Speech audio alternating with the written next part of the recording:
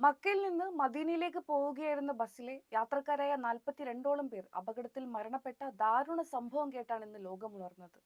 തീർത്ഥാടന കർമ്മങ്ങൾ പൂർത്തിയാക്കിയ ശേഷം മക്കയിൽ നിന്ന് മദീനയിലേക്ക് മടങ്ങുകയായിരുന്ന കുഞ്ഞുങ്ങളും സ്ത്രീകളും ഉൾപ്പെടെയുള്ള തീർത്ഥാടകർ സഞ്ചരിച്ച ബസ്സാണ് അപകടത്തിൽപ്പെട്ടത്.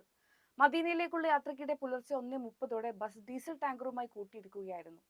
ഉറക്കത്തിലായിരുന്നു യാത്രക്കാർക്ക് എന്ത് സംഭവിക്കുന്നു എന്ന് മനസ്സിലാക്കാൻ പോലും അവസരം ലഭിക്കും മുമ്പ് ഞൊടിയിടയിൽ ബസ് ഒരു തീഗോളമായി മാറി.